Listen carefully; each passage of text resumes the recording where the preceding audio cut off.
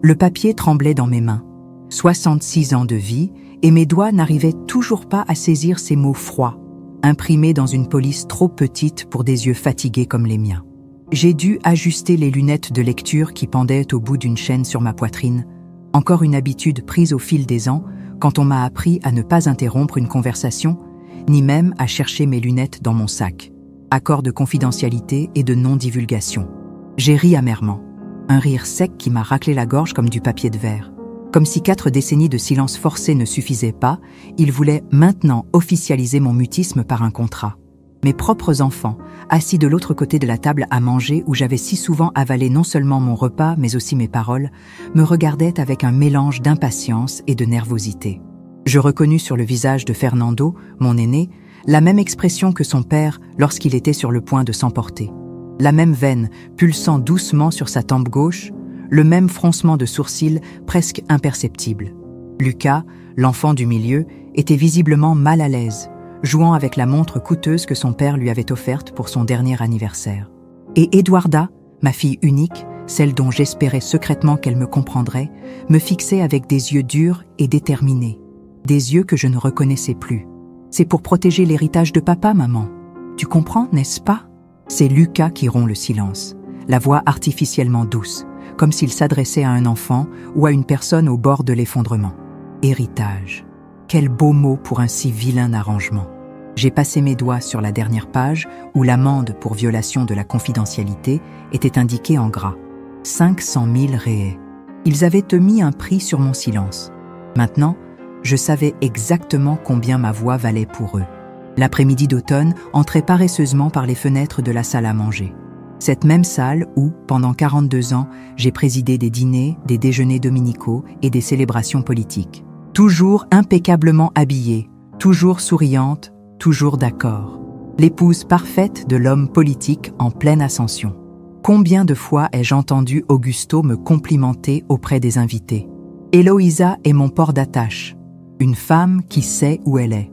Et je souriais, fière de ma place, sans jamais me demander pourquoi cette place était toujours dans son ombre. « Tu crois vraiment qu'après tout, j'ai encore besoin d'un papier pour me taire ?» ai-je demandé, sentant le goût amer de chaque mot. Ma langue était lourde, peu habituée à poser d'autres questions que « Encore du café, chérie ?» ou « Ta chemise bleue ou la grise pour l'événement ?» C'est juste une formalité, maman, explique Eduarda d'un ton plus impatient. Maintenant que papa et toi êtes séparés, elle hésite sur le mot, comme si « divorce » était trop obscène pour être prononcé.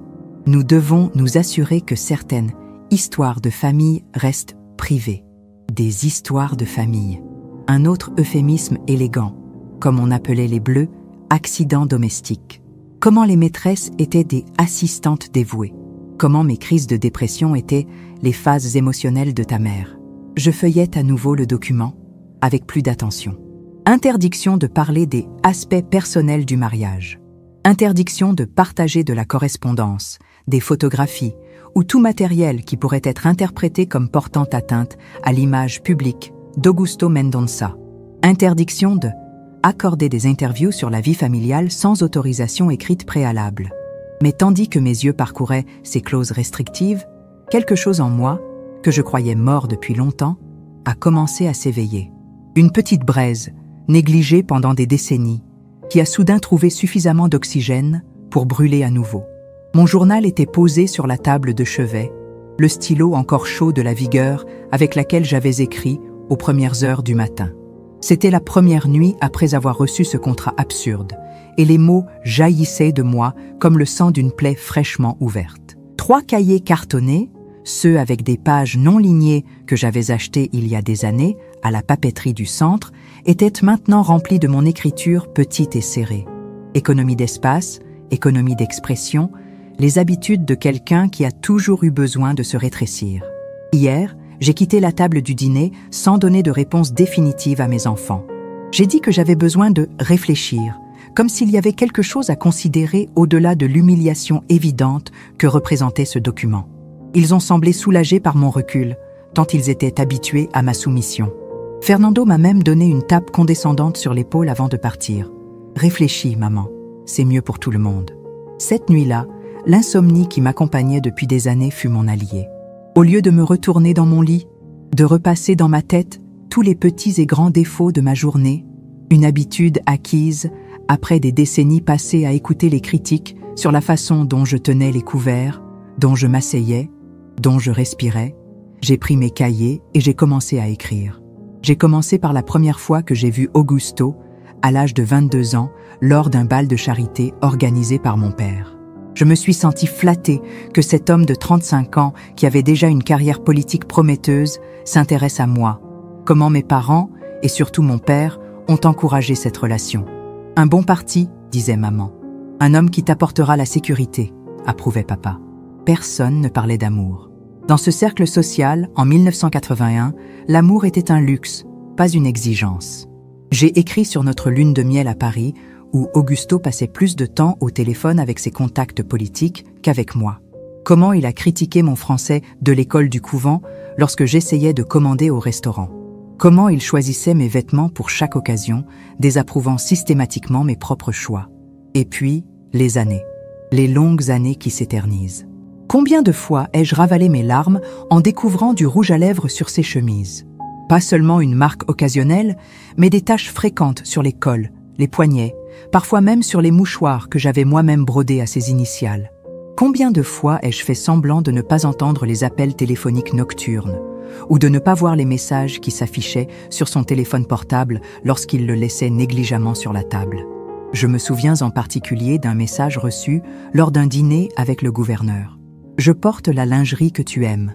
Ne tardez pas. » En fait, il ne l'a pas fait. Il est parti juste après le dessert, prétextant une urgence au bureau. Je suis restée, j'ai souri, j'ai resservi du café, je l'ai remercié pour ses compliments sur le bel accueil, puis j'ai fait la vaisselle moi-même, car j'avais renvoyé la femme de ménage plus tôt, comme il me l'avait demandé. Les choses sont délicates, Héloïsa. Nous avons besoin d'intimité.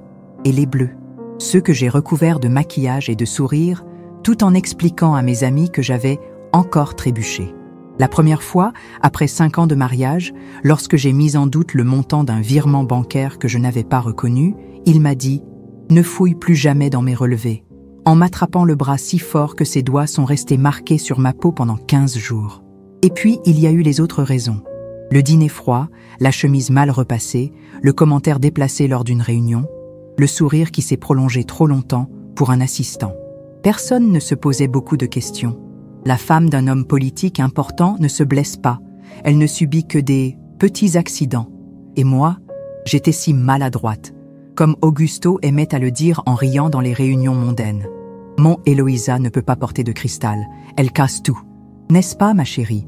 Et j'ai acquiescé, avec un sourire tellement répété que je ne sentais même pas les muscles de mon visage bouger. Le divorce est venu comme une libération tardive, quand il a enfin trouvé quelqu'un d'assez jeune pour reconstruire son image publique.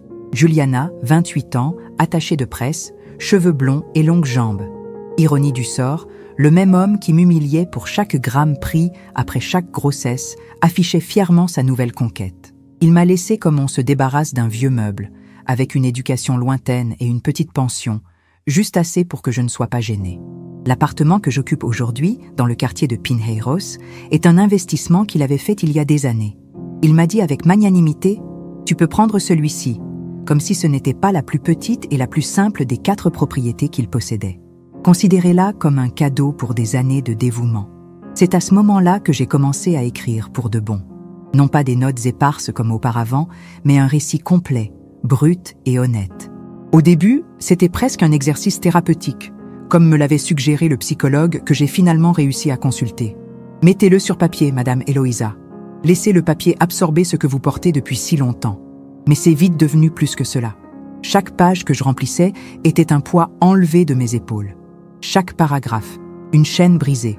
Chaque chapitre, une porte que j'ai enfin pu ouvrir après des décennies passées à essayer de trouver la bonne clé. J'ai écrit sur la fois où Augusto a jeté la robe que ma mère m'avait offerte parce qu'il la jugeait trop vulgaire pour la femme d'un homme public. J'ai raconté comment il contrôlait mes amitiés, mon temps, mon argent et même ce que j'avais hérité de mes parents.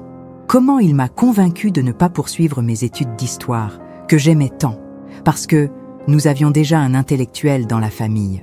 J'ai écrit sur l'avortement qu'il m'a imposé lorsque, à 43 ans, j'ai découvert que j'étais à nouveau enceinte. Je ne vais pas tout recommencer, Héloïsa. Ne sois pas ridicule. J'ai raconté comment j'ai pleuré seule dans la chambre d'hôpital pendant qu'il était à Brasilia pour résoudre des problèmes importants. Surtout, j'ai écrit sur le silence. Le silence comme discipline, comme obligation, comme condamnation à perpétuité. L'éditeur, un homme aimable appelé Carlos que j'ai rencontré dans la petite librairie du quartier, m'a regardé sur les pages du manuscrit avec des yeux larmoyants. C'était un homme d'environ 70 ans, avec des cheveux complètement gris et une paire de lunettes en écaille qui glissaient constamment sur son nez effilé. Ses mains, nouées par l'arthrite, tremblent légèrement en tournant chaque page. Si vous publiez ceci, Madame Héloïsa, cela changera des vies, pas seulement la vôtre. Il fait une pause, enlève ses lunettes et essuie une larme discrète avec le mouchoir qu'il a sorti de la poche de son gilet. Vous savez, cela fait 46 ans que je fais ce métier. J'ai lu des milliers de manuscrits. Beaucoup sont bons, la plupart sont moyens, quelques-uns sont excellents, mais j'ai rarement rencontré un texte avec autant de vérité. J'ai senti mon cœur s'emballer. Pour la première fois depuis des décennies, quelqu'un écoutait vraiment ma voix. Pas seulement les sons polis et prévisibles que j'avais été programmée à émettre, mais ma vraie voix, brute et imparfaite. Et cette voix, que je reconnaissais à peine moi-même, était entendue, appréciée et respectée. J'ai demandé « Pouvons-nous le publier ?» Mon audace me surprenant. Quelqu'un voudrait-il le lire?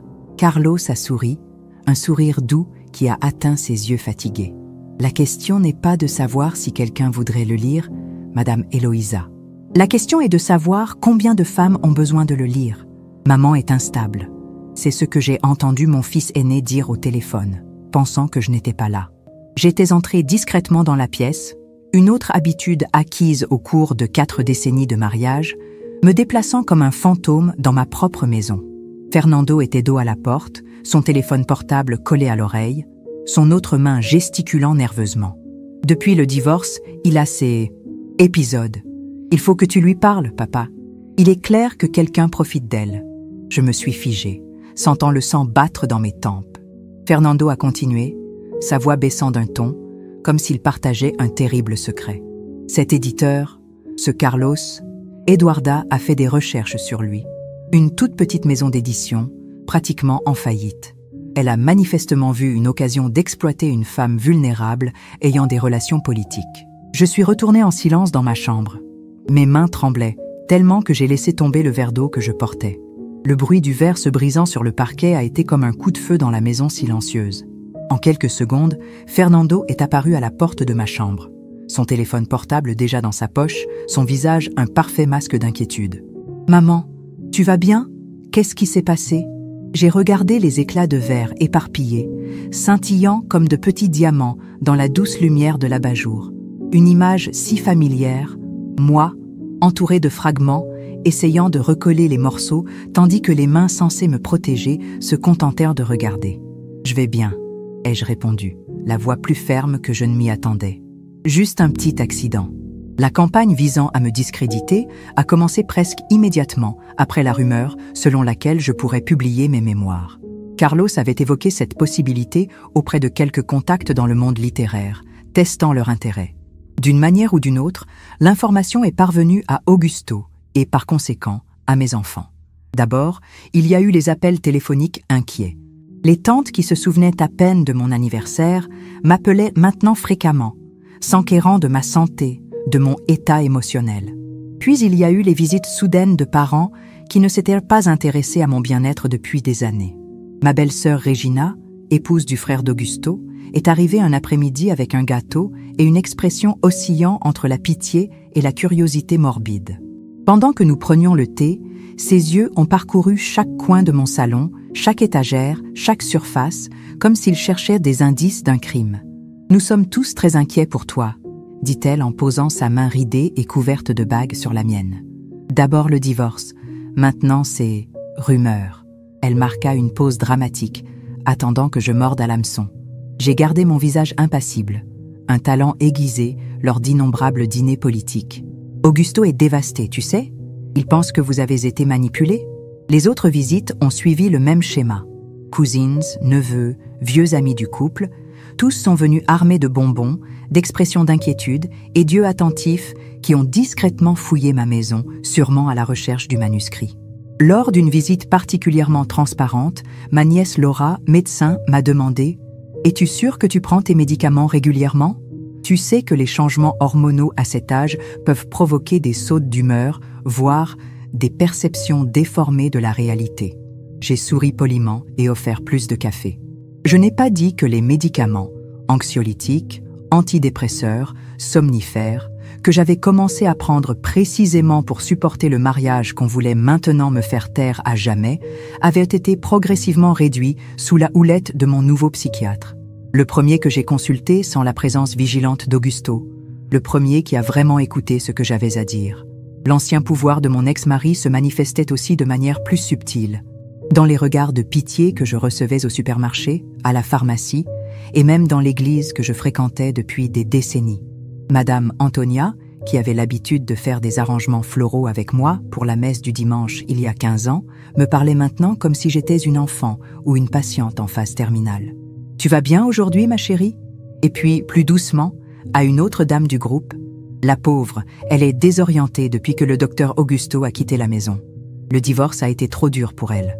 Lucas, mon fils cadet, a été le seul à ne pas participer activement à la campagne, se tenant à l'écart comme il le faisait toujours lorsque les conflits familiaux s'intensifiaient. Il ne m'a appelé qu'une seule fois, la voix prudente au téléphone. « Maman, je voulais juste savoir comment tu allais.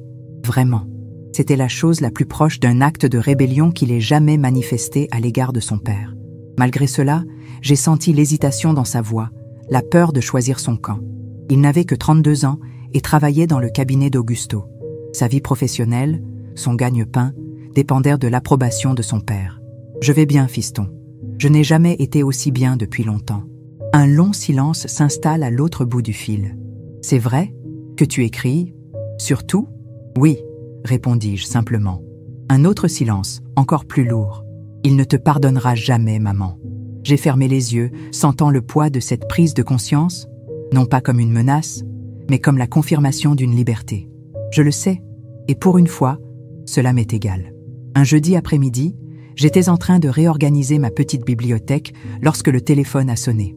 Une jeune voix vive s'identifie comme Béatrice, productrice d'une chaîne de télévision locale. « On nous a dit que vous travailliez sur un livre, Madame Héloïsa. » Mon premier réflexe a été de nier, d'éteindre, de me cacher.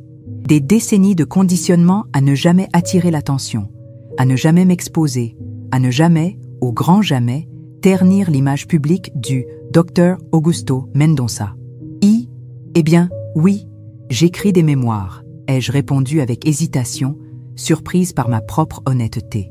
Béatrice s'exclame « C'est fascinant !» et je perçois un réel enthousiasme dans sa voix. Nous aimerions vous interviewer en direct dans notre émission « Rencontre avec Clara ». Nous aimerions l'interviewer en direct dans notre émission « Encontrons comme Clara » sur les nouveaux départs après la soixantaine, les histoires de transformation, etc. Je ne sais pas si, ai-je commencé, sentant ma gorge se serrer sous l'effet de la peur. Puis Béatrice a ajouté, presque avec désinvolture, « Oh, et nous avons déjà confirmé la présence d'autres invités qui connaissent votre histoire. Votre ex-mari, le docteur Augusto, a confirmé sa présence dans le public. Il a dit qu'il voulait vous soutenir dans cette nouvelle phase. » Le temps s'est figé. Me soutenir? Augusto? Le même homme qui, lorsqu'il a entendu les rumeurs sur mon livre, a mobilisé toute la famille contre moi? Il voulait me surveiller, m'intimider par sa présence. Il voulait montrer au public le contraste entre l'homme politique respecté et son ex-femme émotionnellement instable. Il voulait, comme il l'a toujours fait, contrôler le récit. Une vague de clarté m'a frappé avec une force surprenante. Pour la première fois, j'ai pu voir le jeu en toute clarté. Et surtout, pour la première fois, je n'avais rien à perdre. Je me suis surpris à répondre. À quelle heure dois-je être au studio? Car j'avais été conditionné à être reconnaissant pour les miettes d'attention. Et on m'avait appris à considérer mon invisibilité comme une vertu. Lorsque j'ai quitté le studio, mon téléphone n'arrêtait pas de sonner. Des messages de femmes, souvent de mon âge, qui me remerciaient, s'identifiaient, me demandèrent des conseils. La semaine suivante, j'ai été reconnue au supermarché, à la pharmacie et à l'église. Mais maintenant, les regards ne sont plus des regards de pitié, mais des regards de reconnaissance. C'étaient des regards de reconnaissance. La convocation au tribunal est arrivée exactement 10 jours plus tard. Mon ex-mari invoquait un préjudice irréparable à l'image publique et exigeait une rétractation immédiate. J'ai souri en lisant le document. Il n'avait toujours pas compris. Je n'avais plus rien à perdre. Un jeudi pluvieux, 6 mois après mon passage dans l'émission de Clara, le livre « Silence signé, le prix d'une épouse parfaite » sort en librairie. Sur la couverture, on me voit de profil, regardant par la fenêtre, non pas comme quelqu'un qui veut s'échapper, mais comme quelqu'un qui voit enfin l'horizon. L'image est une idée de Marina, la jeune photographe que Carlos a engagée pour la prise de vue. Nous voulions capturer ce moment de transition, explique-t-elle. Elle n'est ni la prisonnière qu'elle était auparavant, ni complètement libre. Mais elle se trouve sur le seuil, au moment même de la libération. Le lancement officiel a eu lieu dans une petite librairie du centre-ville. Je m'attendais à quelques dizaines de personnes tout au plus. Des amis de Carlos, peut-être quelques curieux attirés par la controverse que mon interview avait suscitée. À ma grande surprise, lorsque je suis arrivée, il y avait une file d'attente qui s'étendait sur le trottoir et faisait le tour du pâté de maison. Des femmes pour la plupart. Beaucoup avaient de mon âge ou plus, certaines étaient aussi jeunes que mes petites filles. « Elles sont toutes là pour toi », m'a dit Carlos, les yeux brillants d'un mélange de fierté et d'émotion, tandis qu'il me guidait à travers la foule jusqu'à la table où je devais dédicacer mon livre. Tu leur as donné une voix. Ce n'était pas un livre d'accusation hystérique, comme le craignait ma famille. C'était un récit calme, méticuleux et dévastateur, précisément en raison de sa précision. Parmi les chapitres, j'ai inclus des facsimilés d'ordonnances d'anxiolytiques, de vieux messages que j'ai conservés, des photos où mon sourire n'a jamais atteint mes yeux. L'idée d'inclure ces documents probants, comme je les ai appelés, est venue de Béatrice, la productrice de l'émission de Clara, qui est devenue mon amie après l'interview. Les gens ont besoin de voir la matérialité du silence, a-t-elle expliqué. Comment le non-dit laisse des traces physiques tangibles. Ainsi, entre récit et réflexion, le lecteur a trouvé des preuves concrètes. L'ordonnance de Rivotril, prescrite après une dépression nerveuse, qui était en fait le résultat d'une poussée qui m'a projeté contre le bord de la table. Le relevé bancaire montrant le virement suspect à une conseillère, dont j'ai découvert plus tard qu'elle était une maîtresse, la série de radiographies d'os fracturées au fil des ans, avec toujours la même explication dans le dossier médical. Accident. Domestique. J'ai inclus le dîner de Pâques où il m'a cassé le doigt parce que j'avais servi l'agneau trop cuit. Le Noël que j'ai passé seul parce qu'il réglait une urgence au bureau. Une urgence qui portait du rouge à lèvres rouge et avait la moitié de mon âge. Les nombreuses fois où l'on m'a conseillé de ne pas assister à des événements parce que je n'allais pas bien. Un euphémisme pour les jours où les bleus étaient impossibles à cacher. Les auteurs amènent généralement leurs amis et leurs familles au lancement de leurs livres, a commenté un journaliste qui m'interviewait pour le journal local pendant l'événement. Je vois que vous êtes seul ? Je regarde autour de moi. Carlos était à quelques mètres, en train de discuter avec des clients. Béatrice se promenait dans la librairie, prenant des photos pour les médias sociaux de l'éditeur. Quelques dames que j'avais rencontrées à l'église faisaient la queue pour obtenir des autographes. Mais pas un seul visage familier, pas un seul membre de la famille que j'ai constitué en 4 décennies. « Je ne suis pas seule », ai-je répondu en indiquant la foule qui remplissait la librairie. « Je suis enfin en bonne compagnie. La première édition a été vendue en 48 heures, la deuxième en 1 semaine. Le livre a commencé à apparaître dans des clubs de lecture, des discussions en ligne et des groupes de soutien pour les femmes victimes de violences domestiques. J'ai reçu des invitations pour des conférences, des interviews et des débats sur les droits des femmes.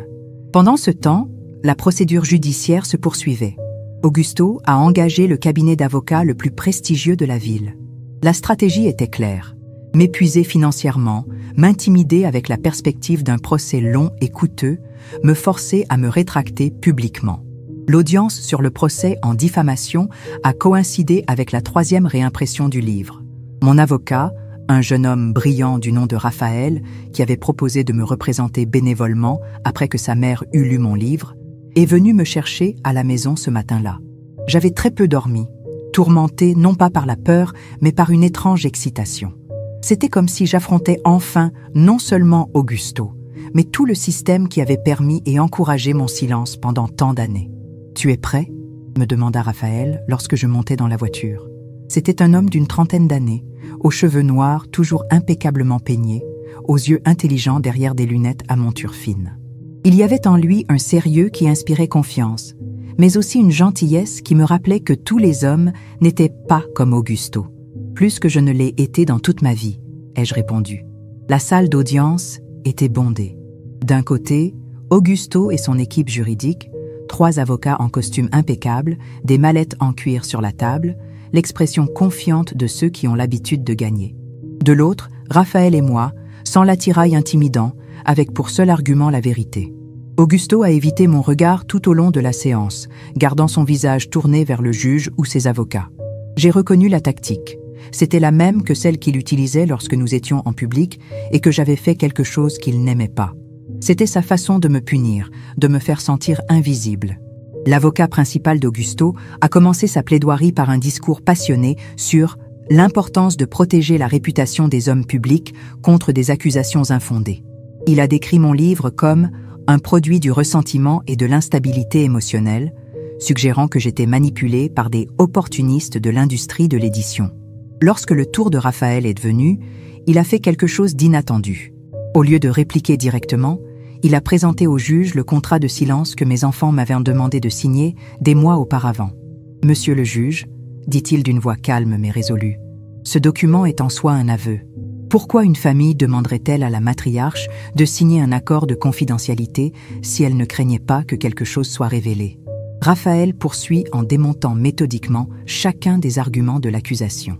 Ce document, a-t-il poursuivi, prouve amplement que l'on a tenté de restreindre le droit constitutionnel de ma cliente à la liberté d'expression et qu'il contient des clauses manifestement abusives.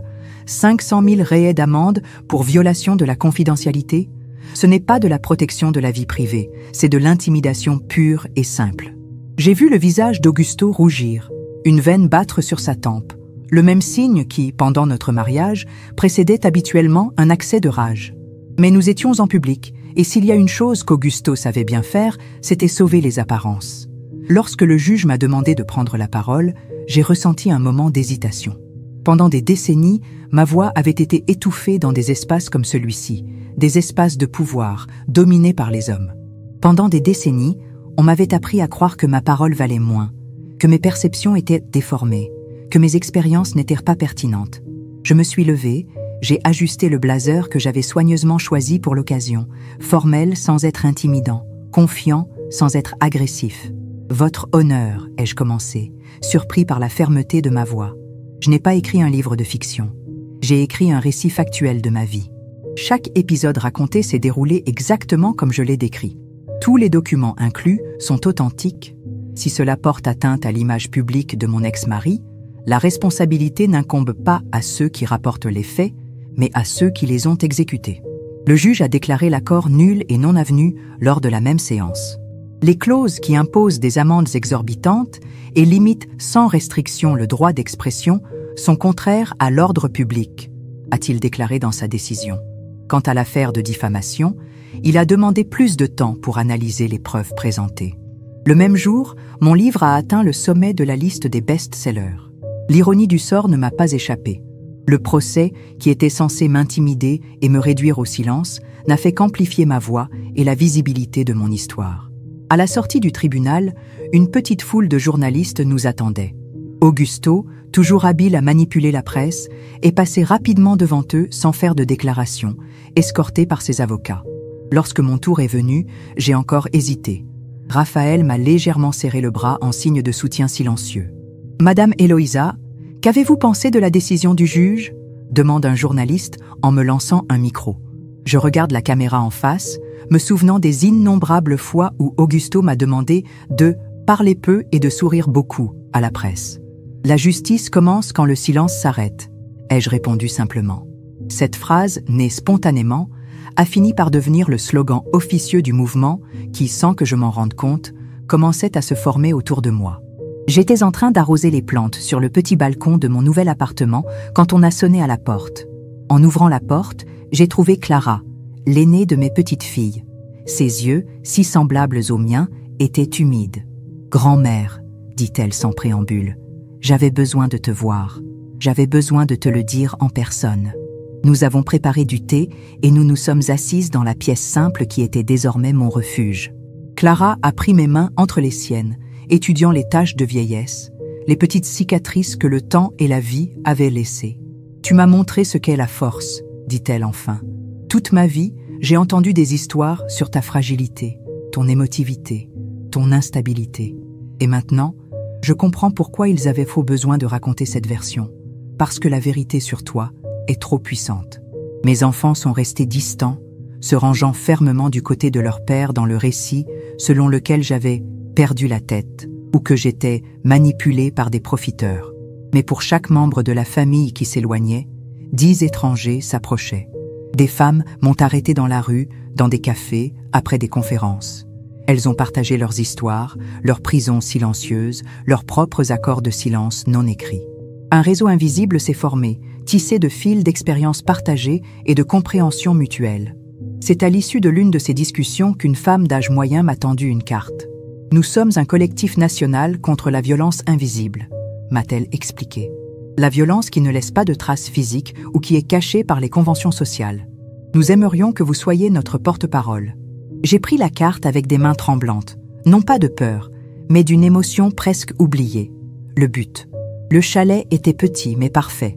2 chambres, un grand salon avec des fenêtres qui laissaient entrer le soleil du matin, un jardin où je plantais des lavandes et des tournesols.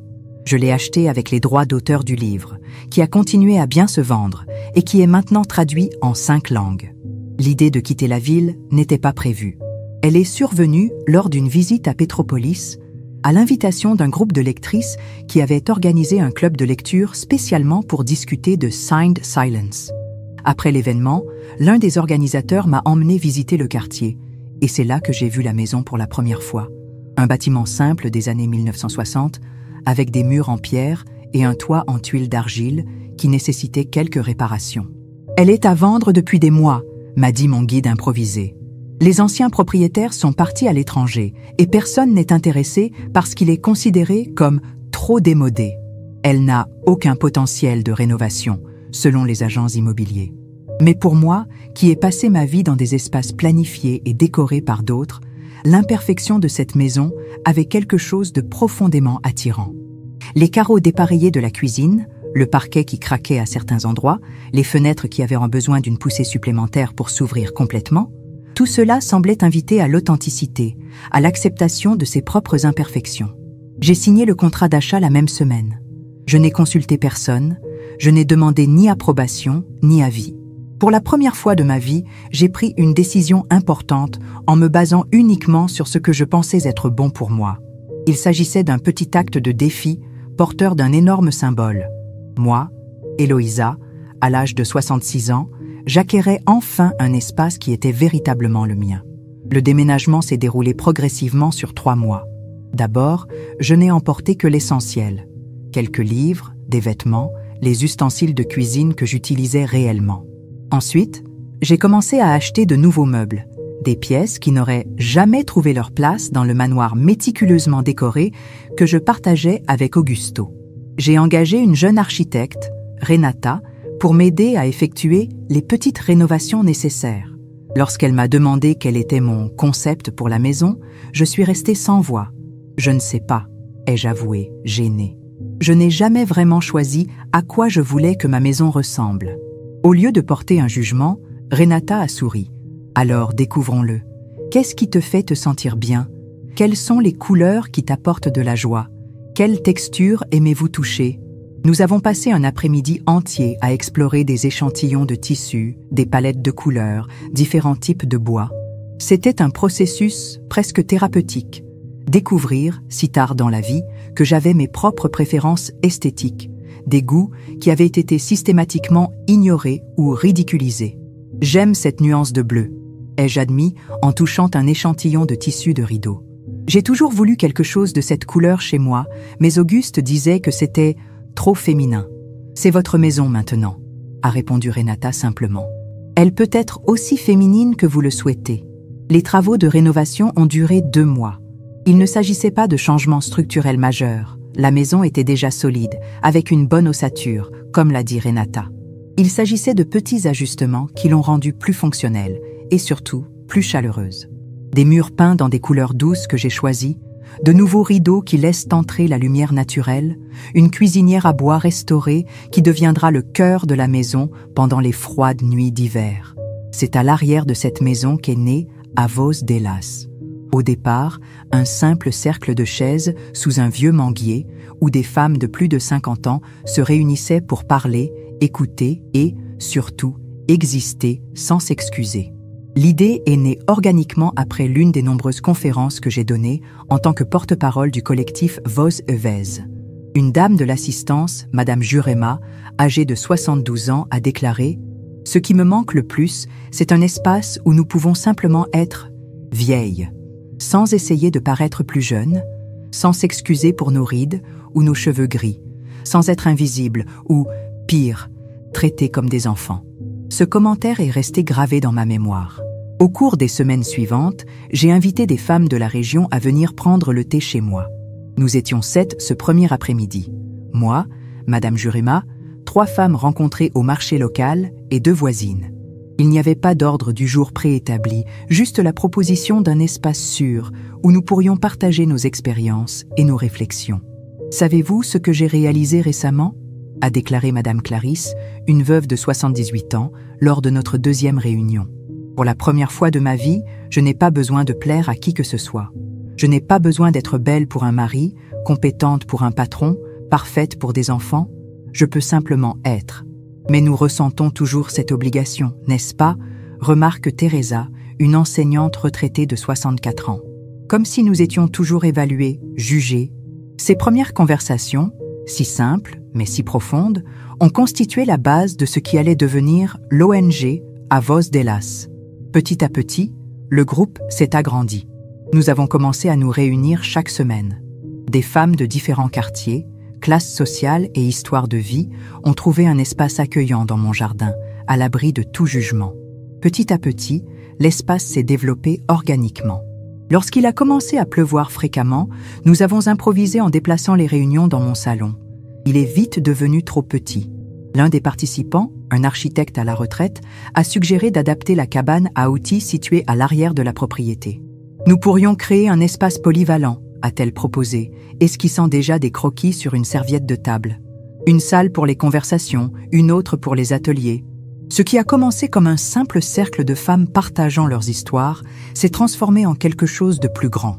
Une femme qui avait été psychologue avant sa mise à la retraite d'office a proposé d'animer des séances de thérapie de groupe. Une avocate spécialisée dans le droit des femmes a proposé une clinique juridique mensuelle. Un professeur de littérature à la retraite a créé un club de lecture axé sur les écrivaines oubliées par le canon. Une salle a été construite, puis une autre. Des bénévoles ont commencé à se manifester, non seulement des femmes âgées, mais aussi des jeunes femmes désireuses d'apprendre de nos expériences, d'entendre des histoires qui trouvaient rarement leur place ailleurs. « Ma grand-mère n'a jamais parlé de sa vie », a déclaré une stagiaire d'une 20aine d'années après l'une des réunions. Lorsque j'essaie de lui poser des questions, elle refuse de parler. Elle dit que le passé n'a pas d'importance.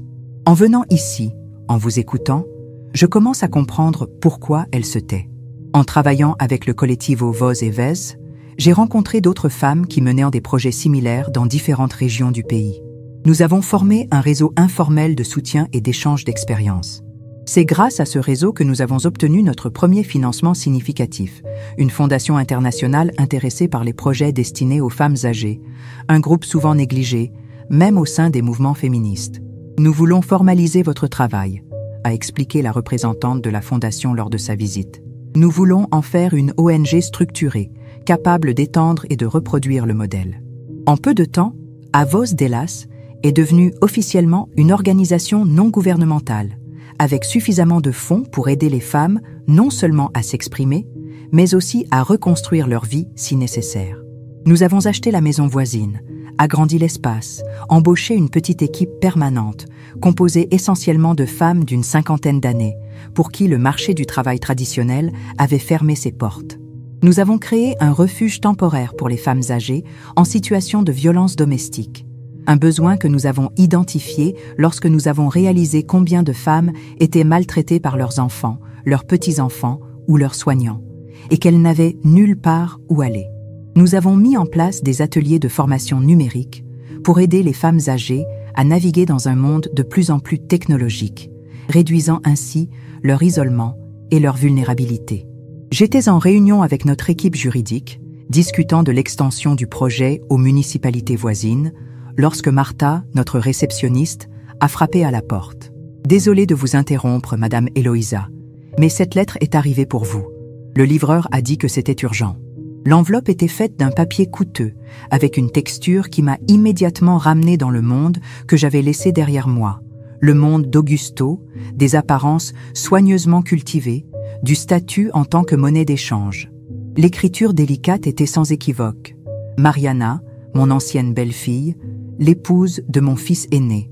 Mariana et moi n'avons jamais été très proches pendant son mariage avec Fernando.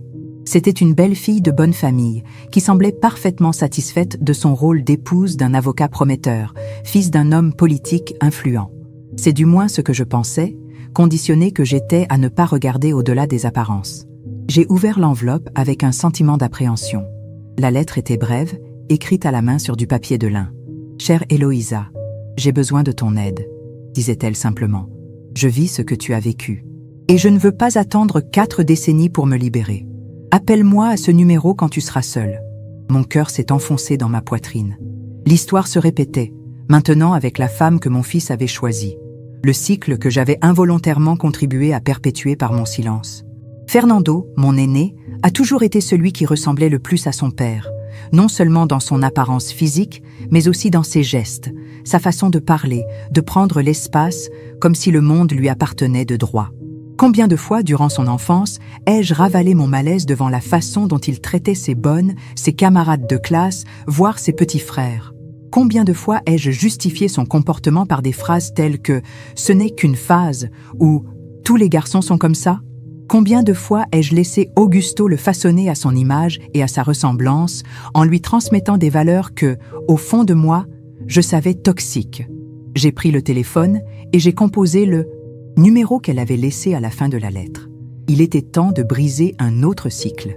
Aider Mariana à sortir de ce mariage, c'était comme affronter à nouveau tous mes propres fantômes. J'ai découvert avec horreur que mon fils avait bien appris les leçons de son père.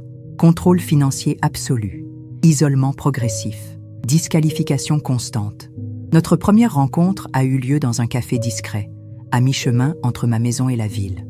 Mariana est arrivée visiblement nerveuse, regardant constamment par-dessus son épaule, comme si elle craignait d'être suivie. Elle portait des lunettes de soleil, même en ce jour nuageux, et ne les a enlevées que lorsque nous nous sommes assis dans le coin le plus reculé de l'établissement. « Fernando pense que je suis au salon de beauté », explique-t-elle, la voix basse et tendue. J'ai exactement 1h40 avant qu'il ne commence à avoir des soupçons. L'échymose autour de son œil gauche, partiellement recouverte de maquillage, m'a retourné l'estomac. C'était comme regarder dans mon propre passé, dans le miroir dans lequel j'avais essayé tant de fois de dissimuler des marques similaires. « Depuis quand ?» demandai-je simplement. « Cela a commencé subtilement », a-t-elle répondu en tripotant nerveusement sa tasse de café. Des commentaires sur mon poids, des critiques sur mes vêtements, des blagues sur mon intelligence devant ses amis. Je pensais que c'était sa façon de faire, vous savez, que tous les hommes étaient comme ça. J'ai hoché la tête, reconnaissant douloureusement ce schéma. La violence commence rarement par une gifle ou un coup de poing. Elle commence par de petites érosions de l'estime de soi, de petites impositions de contrôle, si graduelles qu'au moment où nous nous en rendons compte, nous sommes complètement empêtrés dans la toile. La première fois qu'il m'a poussée, c'était 3 mois après le mariage, poursuit Mariana. Nous nous sommes disputés à propos d'un dîner que j'avais organisé pour les partenaires du cabinet. Il m'a dit que je l'avais mis dans l'embarras, que le repas était horrible, que je ne savais pas comment me comporter. Lorsque j'ai protesté, il m'a poussé contre le mur. Puis il a pleuré, s'est excusé, a dit qu'il était sous pression au travail. L'histoire s'est poursuivie, si prévisible dans sa progression, que j'aurais pu raconter les chapitres suivants à sa place. Les excuses se sont faites plus rares, la violence qui s'intensifie, l'isolement des amis et de la famille, le contrôle financier de plus en plus strict. Il surveille toutes mes dépenses. J'ai une allocation pour gérer la maison, mais je dois rendre compte de chaque centime. Mon téléphone portable est équipé d'une application qu'il a installée pour notre sécurité. En fait, pour savoir où je suis à tout moment. Pendant qu'elle parlait, je me suis rendu compte que la situation de Mariana était, à bien des égards, encore plus compliquée que la mienne. Lorsque j'ai épousé Augusto en 1981, il n'y avait pas de smartphone pour surveiller les lieux, pas de réseaux sociaux pour contrôler les interactions, pas de carte de crédit dont les mots de passe pouvaient être modifiés à distance. La technologie avait créé de nouveaux outils pour les agresseurs, rendant le contrôle encore plus total et l'isolement encore plus efficace. J'ai demandé si tu avais un endroit où aller, en réorganisant déjà mentalement la chambre d'amis de ma maison. Mariana a secoué la tête. Mes parents sont en Europe, et même s'ils étaient ici, ils aiment Fernando. Ils pensent que c'est le gendre idéal. Ils ne me croiraient jamais. Encore une fois, une histoire familière. Les agresseurs habiles sont passés maîtres dans l'art de cultiver une image publique impeccable. Ils sont charmants, généreux, attentionnés, avec tout le monde, sauf avec leurs victimes en privé. J'ai un ami de l'université qui pourrait m'héberger, Eurier Partie 6, la matriarche royale. J'étais en train d'arroser les plantes sur le petit balcon de mon nouvel appartement lorsque l'on a sonné à la porte. J'ai emménagé 15 jours après la décision du tribunal, non par peur ou par nécessité, mais par choix. L'appartement qu'Augusto m'avait généreusement laissé était chargé de trop de souvenirs, de trop de fantômes. Je voulais un espace qui soit vraiment le mien, qui n'ait pas été accordé ou autorisé par lui. J'ai choisi un appartement plus petit, mais beaucoup plus lumineux dans le quartier de Jardim Botanico. Il ne comportait que 2 chambres, un salon confortable avec de grandes fenêtres, une cuisine petite mais fonctionnelle et, ce qui me ravissait le plus, un grand balcon où je pouvais créer mon petit jardin urbain. Pour la première fois de ma vie, j'avais décoré un espace exclusivement en fonction de mes goûts. Des couleurs qu'Augusto jugerait extravagantes, des livres qu'il jugerait inutiles, un fauteuil de lecture placé exactement là où je le voulais, et non là où il serait le plus présentable pour les visiteurs. C'était un mardi ensoleillé de juillet. J'arrosais mes bégonias lorsque j'ai entendu la sonnette de la porte. Un son encore étrange pour moi, car peu de gens connaissaient ma nouvelle adresse. Je me suis essuyé les mains sur mon tablier, j'ai lissé mes cheveux ébouriffés et je suis allé ouvrir la porte. Lorsque j'ai ouvert la porte, j'ai trouvé Clara, l'aînée de mes petites filles, la fille de Fernando. Elle était plus mince que dans mes souvenirs. Ses longs cheveux bruns, si semblables aux miens dans ma jeunesse, étaient attachés en un chignon désordonné. Ses yeux, si semblables aux miens, étaient larmoyants. « Grand-mère », dit-elle sans préambule, « j'avais besoin de te voir. J'avais besoin de te le dire en personne. » J'ai hésité un instant. Clara venait d'avoir 24 ans et était, de tous mes petits-enfants, celle qui me ressemblait le plus, non seulement physiquement, mais aussi par son tempérament. Sensible, observatrice, interrogative. Des qualités que j'avais appris à réprimer et dont j'avais toujours craint qu'elle ne la fasse souffrir dans un monde qui n'apprécie pas toujours les femmes qui réfléchissent trop. J'ai ouvert la porte en grand, en guise d'invitation silencieuse. Clara est entrée, ses yeux balayant l'appartement avec curiosité. « C'est tellement différent », a-t-elle commenté en touchant le mur peint dans une douce nuance de vert d'eau que j'avais choisi parce qu'elle me rappelait la mer. « Différent en bien ou en mal ?» ai-je demandé en allant faire du thé dans la cuisine. « Je n'aurais jamais imaginé que tu aimais les couleurs aussi vives. » J'ai souri en faisant chauffer la bouilloire. Je ne le savais pas non plus, jusqu'à ce que j'essaie. Nous avons préparé le thé et nous nous sommes assises dans la pièce simple, qui était désormais mon refuge. Clara tenait mes mains entre les siennes, étudiant les taches de vieillesse, les petites cicatrices que le temps et la vie avaient à laisser. Son geste avait quelque chose de presque révérencieux, comme si elle touchait une relique. « J'ai lu votre livre », dit-il enfin. 3 fois. J'ai hoché la tête. J'attendais. Je savais qu'elle n'était pas venue pour dire cela. « Papa a interdit à tous les membres de la famille de le lire », a-t-elle poursuivi, un sourire ironique se dessinant sur ses lèvres. Il a dit que c'était un tissu de mensonges, destiné à détruire l'héritage de grand-père et la réputation de la famille. « Et tu l'as cru ?» ai-je demandé doucement. Clara a secoué la tête. « Non, surtout parce que… » Elle a hésité, se mordant la lèvre inférieure, un geste si familier qu'il m'a serré le cœur. C'était exactement ce que je faisais quand j'étais nerveuse, avant qu'Augusto ne me corrige sur cette manie inélégante. Parce que je l'ai vu, grand-mère. J'étais petite, mais j'ai vu comment il te traitait, comment tout le monde te traitait. Des larmes silencieuses ont commencé à couler sur son jeune visage. Une fois, je devais avoir 8 ans, je suis entrée dans ta chambre sans frapper. Tu étais en train de te maquiller. le bras. Un énorme bleu, violet et jaune. Quand tu as réalisé que j'étais là, tu as souri et tu as dit que tu avais frappé. Mais j'ai vu l'expression de son visage quand il est entré dans la pièce derrière moi. J'ai senti mes propres larmes commencer à couler.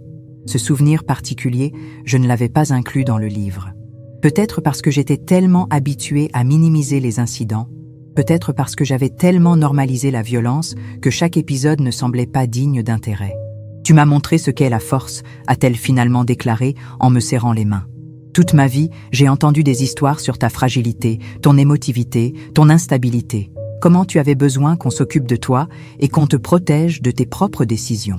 Et maintenant, je comprends pourquoi ils avaient le besoin de raconter cette version, parce que la vérité sur toi est trop puissante.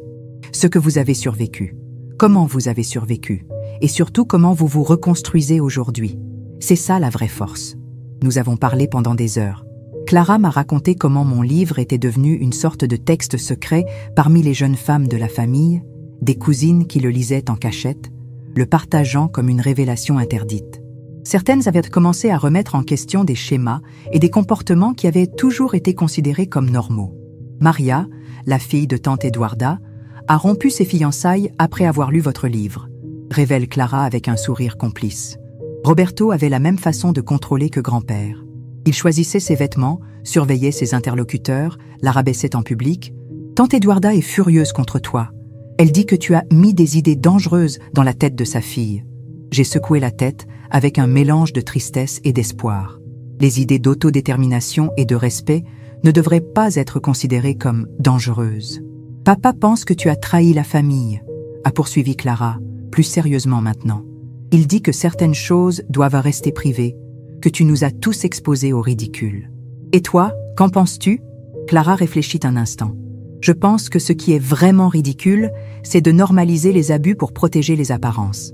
Mes enfants sont restés distants, se rangeant fermement du côté de leur père qui prétendait que j'avais perdu la tête ou que j'étais manipulée par des profiteurs.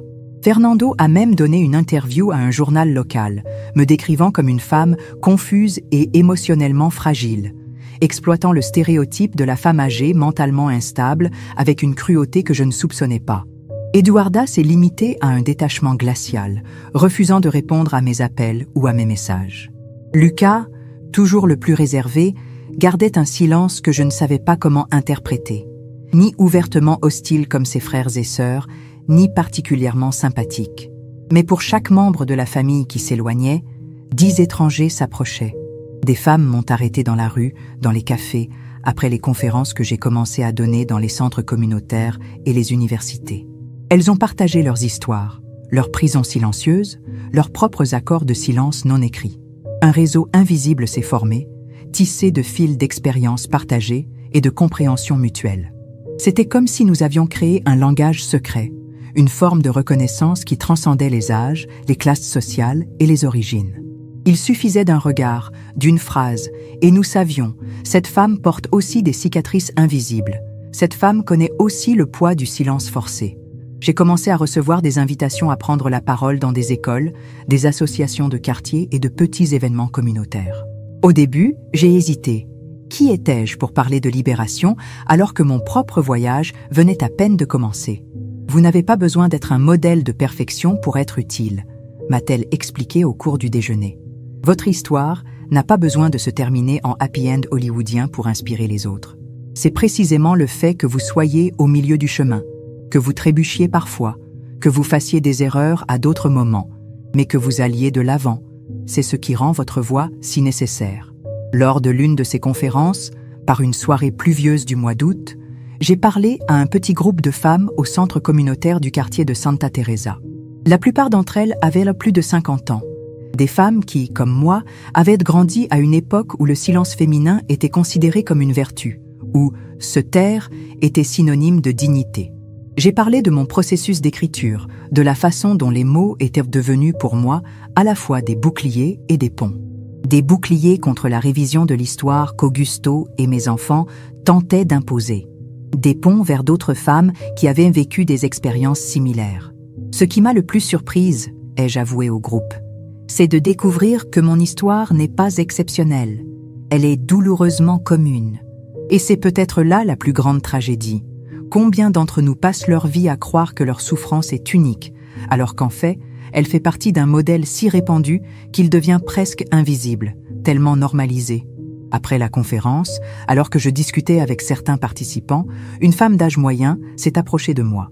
Son tailleur gris impeccable et sa posture professionnelle contrastaient avec l'atmosphère informelle. « Je suis Monica Lins », se présente-t-elle en tendant la main. « Je représente le collectif, Voz et Vez. »« C'est un plaisir », ai-je répondu, intriguée. « Je ne connais pas ce collectif. »« Nous sommes un collectif national contre les violences invisibles », explique-t-elle. « La violence qui ne laisse pas de traces physiques ou qui est cachée par les conventions sociales. Nous avons commencé il y a 5 ans, mais nous nous sommes beaucoup développés récemment, surtout après que des histoires comme la vôtre ont été révélées. Nous avons marché ensemble jusqu'à un café voisin. Monica m'a expliqué que le collectif travaillait principalement sur la sensibilisation et le plaidoyer, faisant pression pour des changements législatifs et culturels dans le traitement des femmes en situation de violence, en particulier les femmes âgées, qui font face à des obstacles supplémentaires pour être prises au sérieux. Nous aimerions que vous soyez notre porte-parole, dit-elle finalement en posant sur la table une carte portant le logo du collectif. Votre histoire trouve un écho chez tant de femmes, et vous avez le don de communiquer des expériences complexes d'une manière que les gens ordinaires peuvent comprendre. J'ai pris la carte avec des mains tremblantes, non pas de peur, mais d'une émotion presque oubliée, la raison d'être. À 66 ans, alors que beaucoup s'attendaient à ce que je disparaisse tranquillement dans une retraite silencieuse, l'univers m'offrait quelque chose de tout à fait inattendu. La chance de transformer ma douleur en carburant pour le changement. Puis-je y réfléchir ? Ai-je demandé, sentant le poids de cette nouvelle mission possible. « Bien sûr », a souri Monica, compréhensive. « Mais ne prenez pas trop de temps. Il y a beaucoup de femmes qui attendent d'entendre ta voix. » J'ai quitté ce café avec le sentiment que je venais de tourner une nouvelle page dans ce nouveau chapitre de ma vie. Et pour la première fois, je n'avais aucune idée de ce qui serait écrit sur la prochaine. Mais j'étais impatiente de le découvrir.